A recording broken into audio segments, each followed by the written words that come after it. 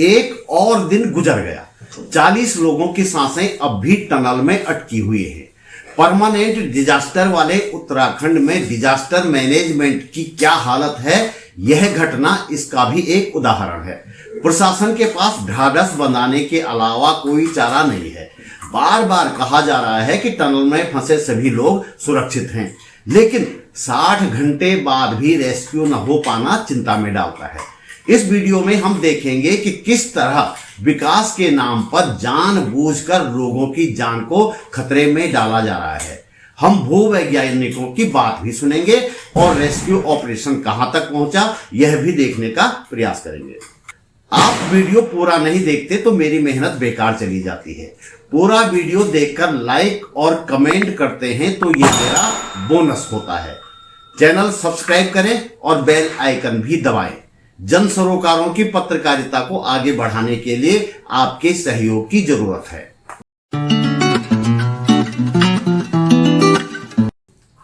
नमस्कार, आप देख रहे हैं सरकार की नहीं सरोकारों की बात बोलेगी।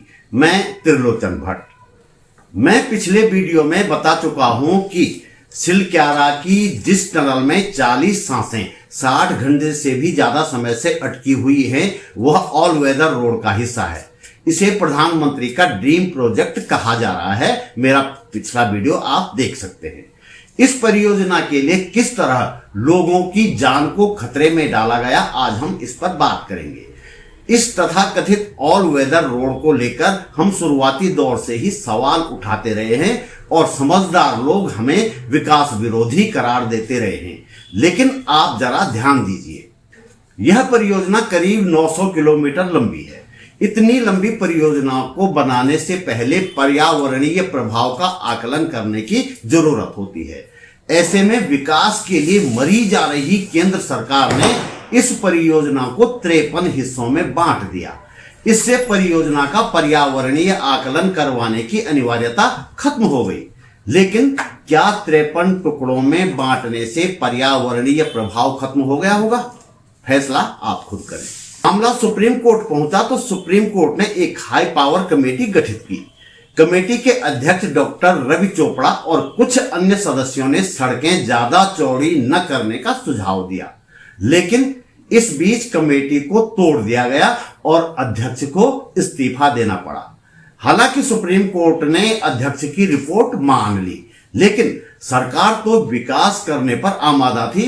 तो सुप्रीम कोर्ट में कहा गया कि यह परियोजना सामरिक दृष्टि से महत्वपूर्ण है, इसलिए इन सड़कों को बहुत चौड़ा करना बहुत जरूरी है, और इजाजत मिल गई। सड़क चौड़ी हो गई। कितनी चौड़ी हुई और लोगों को कितनी सुविधा मिली, ये आप तस्वीरों में शायद देख पा रहे होंगे। अब जरा भूवैज्ञानिकों की सुने। डॉक्टर नवीन जुयाल जाने माने भूवैज्ञानिक हैं और इसरो में वैज्ञानिक रह चुके हैं। सिलक्यारा टनल हादसे पर उनकी बात सुनते हैं। मैं एज ए जियोलॉजिस्ट आपको ये बताना चाहता हूँ कि दो बड़े सरप्राइजेस हमको हिमालय में अमूमन टनलिंग के टाइम में मिलते हैं। एक, पानी का सडनली निकल जाना। दूसरा, अनएक्सपेक्टेड शेयर रॉक्स का एनकाउंटर करना जब हम उसको टनल को एक्सकेवेट करते हैं। अब यहाँ पे प्रश्न खड़ा होता है कि जब ये टनल का अलाइनमेंट किया गया होगा, इसकी जियोलॉजिकल एंड जियोटेक्निकल इन्वेस्टिगेशन जरूर की गई होगी।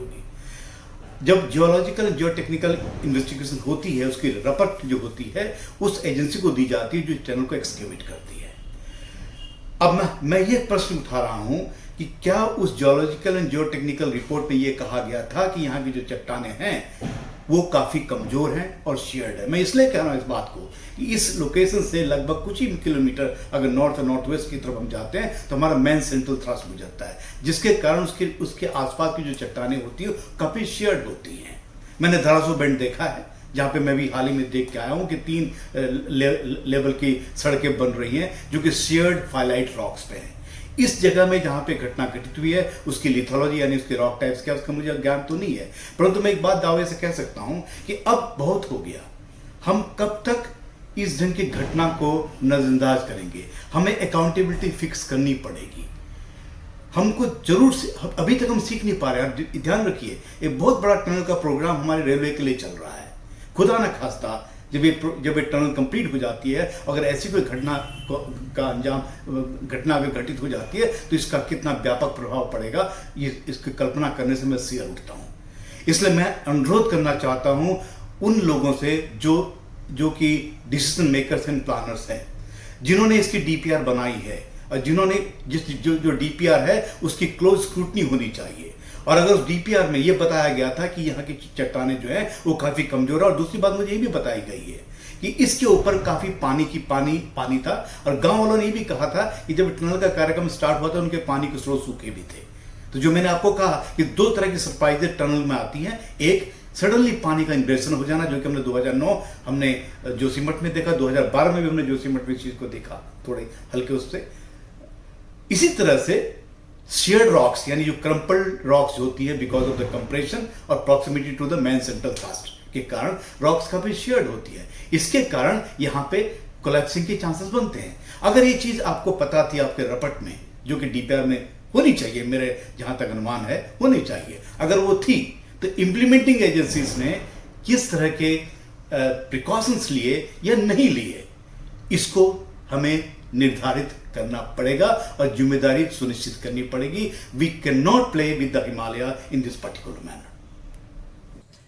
पिछले 60 घंटों में रेस्क्यू किस तरह चला, इस पर एक नजर डालते हैं। पहले तो वर्टिकल ड्रिलिंग मशीन नहीं मिली, जैसा कि मैंने पिछले वीडियो में बताया था। मशीन मिली तो पता चला कि टनल के भीतर अब भी भूस्खलन हो रहा है, तो संभवतः टनल को ऊपर से ड्रिल करने का विचार छोड़ना पड़ा। इसके बाद 900 मिलीमीटर व्यास वाले पाइप और ऑगर ड्रिलिंग मशीन मंगवाए गए। ये पाइप और मशीन 14 नवंबर की सुबह मौके पर पहुंचे। तब कहीं मलबे से होकर पाइप फंसे हुए लोगों तक पहुंचाने का प्रयास शुरू किया गया। अधिकारियों ने आज शाम तक रेस्क्यू ऑपरेशन पूरा हो जाने की उम्मीद जताई थी, लेकिन अब तक फंसे हुए लोगों तक नहीं पहुंचा जा सका है। तो 1:30 बजे जो है ऑगर मशीन का सेटअप जो इस्टेब्लिश हो गया है, मतलब जो पूरा सेटअप है वो हमारा एट द प्लेस है, बस अब वो चालू हो गया वहाँ ऑपरेशन। तो देखिए अब it's a matter of time कि कब तक वो जो मलबे में सुरंग बनती है और उस पर पाइप हम बिछाते हैं और उसके बाद कब तक उनको लेके आते हैं। बट युद्ध स्तर पर जारी है, सारी एजेंसी समन्वय के साथ काम कर रही हैं वहाँ पे, और कम्युनिकेशन जो है प्रॉपर बना हुआ है। उन जो ट्रैप्ड हैं उनकी फैमिली भी आ गई है, उनकी फैमिली की भी हमने उनसे बात करा दी है, और रसद, पानी और ऑक्सीजन की प्रॉपर सप्लाई की। टनल में फंसे हुए लोगों में से सिर्फ एक का परिजन मौके पर पहुंचा है। वह कोटद्वार निवासी गब्बर सिंह नेगी का रिश्तेदार है।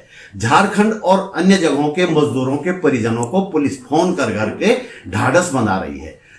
हम लगातार उम्मीद लगाए बैठे हैं कि जल्द से जल्द रेस्क्यू ऑपरेशन पूरा हो और सभी फंसे हुए लोग सकुशल बाहर निकलें। इस वीडियो में इतना ही। यदि हमारी तरह आप भी चाहते हैं कि भविष्य में इस तरह की घटनाएं न हो और लोगों की जिंदगियां दांव पर न लगें, तो आइए आप भी हमारे साथ अवैज्ञानिक और गैर जिम्मेदाराना तरीके से बनाई जा रही परियोजनाओं का अपने अपने स्तर पर विरोध करें। पहाड़ों को बेतरतीब तरीके से काटने और छेदने पर सवाल उठाएं और नदियों को मलबे से पाटने के खिलाफ अपनी आवाज बुलंद करें। जल्दी मिलते हैं एक और वीडियो के साथ। नमस्कार।